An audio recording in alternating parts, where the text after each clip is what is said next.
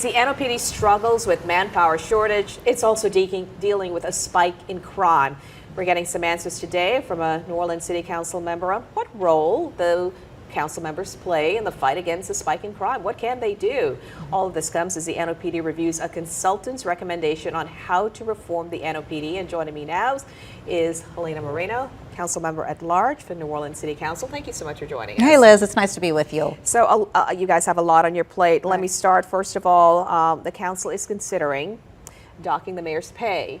And some people may say, well, what authority do you have to do this to get this $30,000 back that was spent for the first class travel tickets? So when people ask you that question, what do you say? Yeah, so, there's been a lot of conversations about the mayor's first class travel. So we received a legal opinion back from the city council's executive attorney.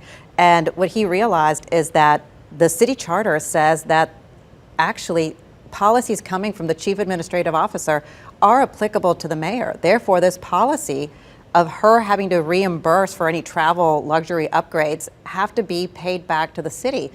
So unfortunately, what we've noticed is that she has now been overcompensated in pay then for 2022, which means that next year we would be forced to do an offset in 2023 if she doesn't pay that money back. But I am still hopeful that she will pay the money back and that she sees that the CAO policy was applicable to her. She followed all other aspects of the travel policy, so why not on this reimbursement piece as well? Pay the people of New Orleans back.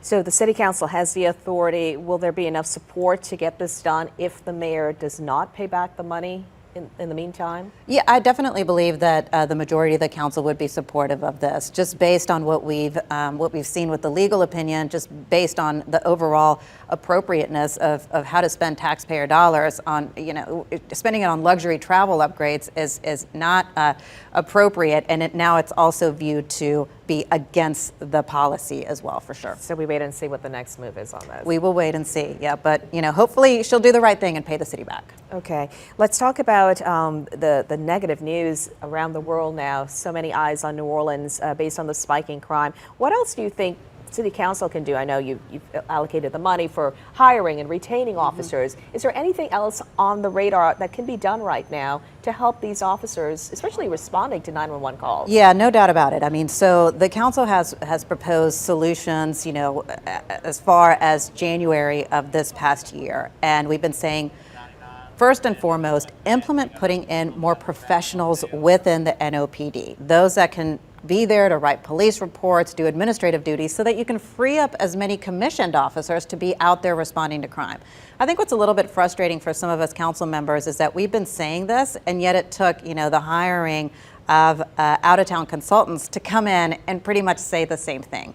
So what we're looking for now is, we saw the recommendations coming in from the New York consultants, but that's just recommendations. So what is the plan? So what we're saying is, let's move urgently on reorganizing the NOPD. What does that really look like? And adding more professionals and civilians to the force.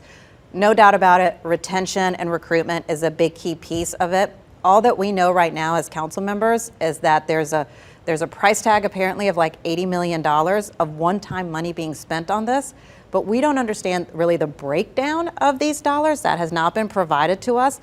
And also, what are the metrics that we're gonna measure how this money is being, spent? Is it based on crime reduction? Is it based on how many new officers are joining the NOPD? Because if not, it's going to be wasteful to spend $80 million on a plan that doesn't have accountability measures set in place to be able to, if it's not going in the right direction, to stop it and move in a different direction, because this is one-time money. Okay, I know we're getting the wrap signal here, but I got to ask you, have you got any information back on whether juvenile programs work versus sending someone convicted as a juvenile to jail versus the local programs? Well, I'll say this. The City Council is doing an audit on the juvenile programs as to whether or not they work. We put out a contract out. I believe, I don't want to mention exactly who it is who won the contract because I'm not 100% sure, but we will have a study done on those programs to see if they're effective, if they're working, or if something different needs to be done. Helena Moreno, covering a lot of territory. I know. We needed more time. Thanks, Liz. Yeah, always appreciate it. Appreciate it. Thank you very Good much. to see you.